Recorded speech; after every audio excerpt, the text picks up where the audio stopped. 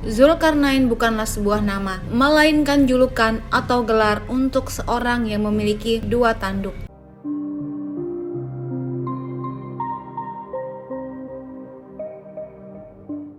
Assalamualaikum warahmatullahi wabarakatuh. Dahulu kala di zaman Nabi Ibrahim alaihissalam, hiduplah seorang raja yang sangat besar kekuasaannya, meliputi seluruh belahan di dunia ini. Kisah ini dinukil di dalam Al-Quran, di dalam surat Al-Kahfi. Raja tersebut adalah Zulkarnain. Tidak ada penguasa yang mampu menguasai seluruh dunia ini kecuali 4 orang saja, yang 2 dari golongan beriman dan 2 lainnya tidak beriman. Raja yang berasal dari golongan yang beriman adalah Nabi Sulaiman alaihissalam dan Raja Zulkarnain. Sedangkan yang tidak beriman adalah Bukhtanasar dan Fir'aun Namrud. Zulkarnain adalah seorang raja yang soleh, yang mengembara hingga ujung timur dan ujung barat dunia ini. Zulkarnain bukanlah sebuah nama, melainkan julukan atau gelar untuk seorang yang memiliki makna orang yang memiliki 2 tanduk. Tapi 2 tanduk di sini memiliki arti orang yang mampu menaklukkan wilayah timur dan barat. Karena ia memiliki wilayah kekuasaan yang sangat luas, Zulkarnain dianugerahkan Allah untuk menjadi raja dan penakluk sebagian besar di wilayah dunia ini. Dan Allah mempermudah segala sesuatu yang diinginkan Zulkarnain agar bisa menjadi kenyataan. Pokoknya, segala hal yang ingin dicapai oleh beliau akan dipermudah oleh Allah untuk mendapatkannya.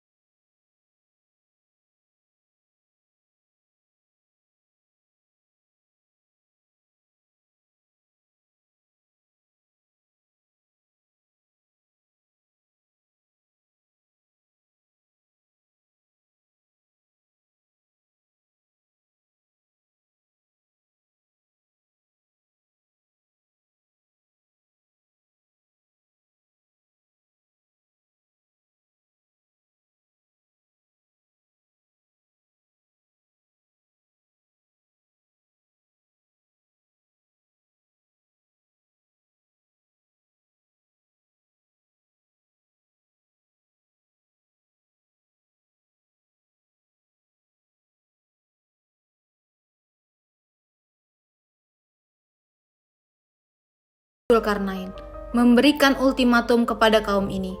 Setelah ia mendakwahi kaum ini, Zulkarnain dan pasukannya berjalan menuju arah timur paling ujung dunia ini. Ketika pada suatu hari ia tiba pada suatu tempat terbitnya matahari, ia mendapati suatu kaum di sana yang tidak bisa berlindung dari teriknya matahari. Ada 2 pendapat dari ulama tentang tempat ini.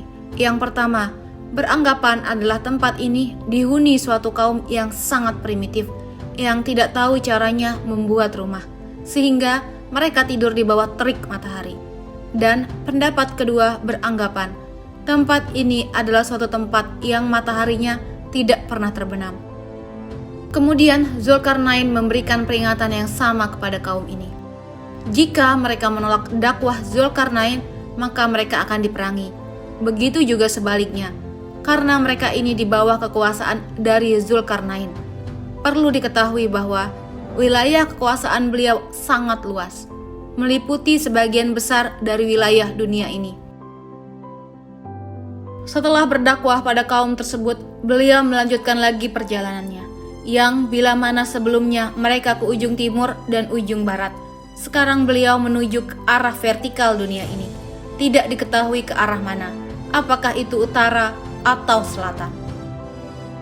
Yang diceritakan adalah beliau dan pasukannya menuju suatu tempat yang tempat itu memiliki dua gunung yang besar dan tinggi. Didapatinya di lokasi tersebut suatu kaum yang memiliki kosakata bahasa yang sangat berbeda dengan bahasa-bahasa yang Zulkarnain pernah ketahui. Sehingga hampir-hampir bahasa mereka tidak bisa dimengerti oleh Zulkarnain dan pasukannya. Lalu bagaimana Zulkarnain bisa bicara dengan mereka? Bisa jadi Allah memberikan ilham berupa kemudahan untuk berkomunikasi dengan mereka.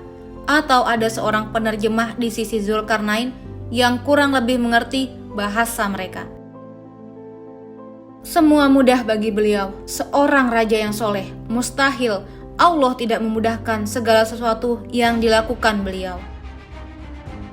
Tak kalah ketika dilakukan komunikasi kepada kaum ini, ternyata mereka mengeluh karena di wilayah tersebut ada dua kabilah, yaitu Ya'jud dan Ma'jud yang sering berbuat kerusakan.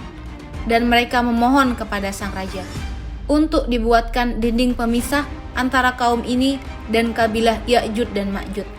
Sebagai imbalannya, mereka akan memberikan upah kepada sang raja. Tentu saja ini adalah pekerjaan yang sangat berat. Secara logika, bagaimana kita bisa membuat sebuah tembok yang bisa terhubung antara gunung satu dan gunung lainnya? Kalaupun proyek ini dilakukan pada zaman sekarang, itu akan terasa sangat sulit. Walaupun di zaman ini sudah bisa didukung dengan peralatan yang canggih dan modern. Bagaimana jika proyek pembangunan tembok ini dilakukan pada zaman dulu? Yang kita sudah tahu bahwa ketika di zaman itu peralatan tidak secanggih sekarang. Di manakah tempat ini? Wallahu a'lam bishawab. Untuk lokasi tempat ini ada dua kemungkinan. Yang pertama adalah berasal dari Syekh Hamdi bin Hamzah Abu Zaid yang menerbitkan sebuah buku di tahun 2007. Di situ beliau beranggapan bahwa tembok Cina adalah tembok yang dibangun oleh Zulkarnain. Kalau menurut penelitian Syekh Hamdi, beliau menyimpulkan kabilah Ya'jud dan Ma'jud adalah bangsa Mongol dari utara yang merusak dan menghancurkan negeri-negeri yang mereka taklukkan.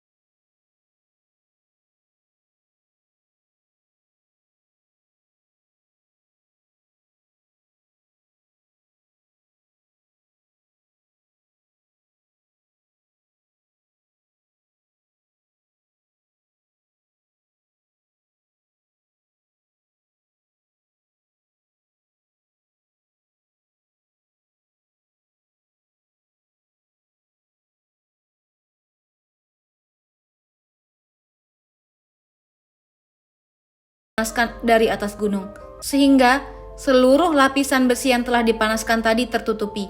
Sekarang pertanyaannya adalah, bagaimana bisa orang di zaman dahulu melakukan itu semua? Kalau dipikir secara logika, api sebesar apa yang bisa memanaskan tumpukan besi setinggi gunung? Dan bagaimana caranya menuangkan tembaga panas dari atas gunung? Perlu diketahui bahwa untuk menutupi gunung diperlukan tembaga dalam jumlah yang banyak. Dan bagaimana cara mereka membawa cairan tersebut ke atas gunung? Sungguh di luar nalar pikiran manusia. Tapi inilah kenyataan yang terjadi pada waktu itu.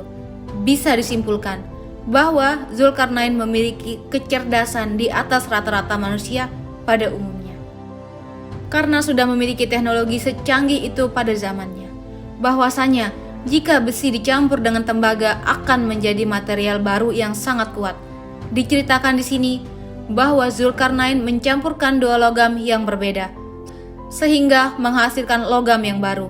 Sungguh sebuah dinding yang sangat kuat dan luar biasa yang telah mereka bangun. Tapi luar biasanya, Zulkarnain tidak membanggakan dirinya sendiri.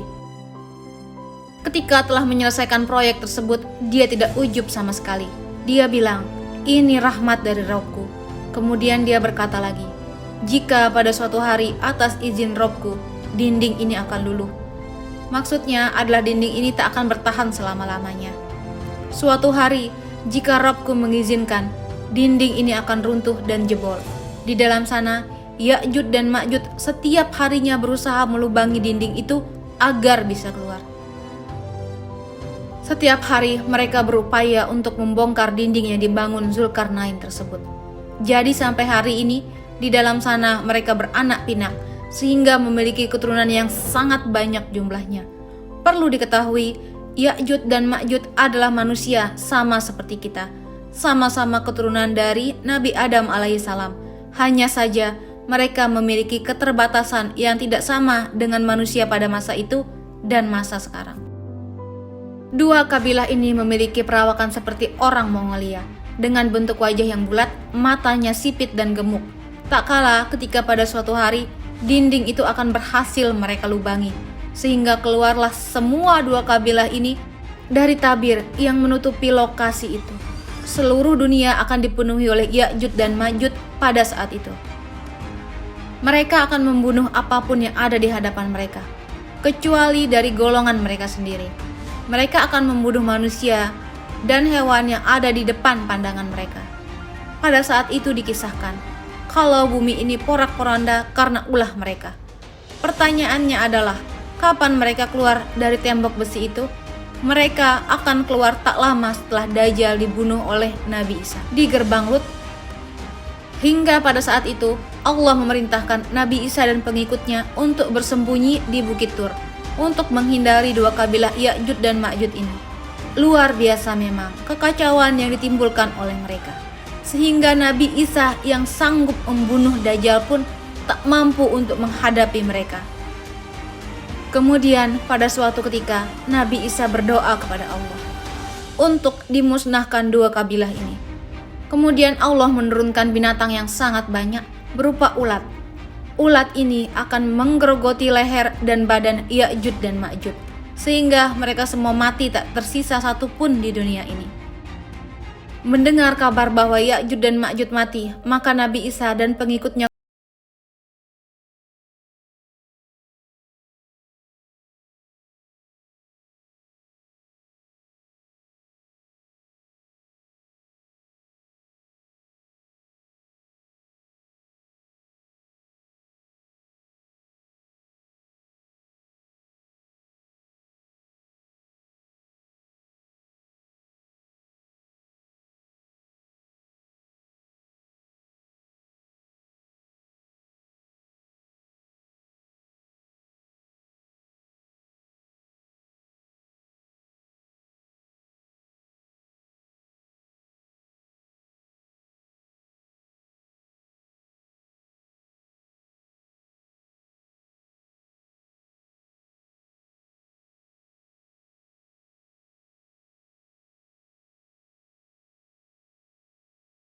wabarakatuh.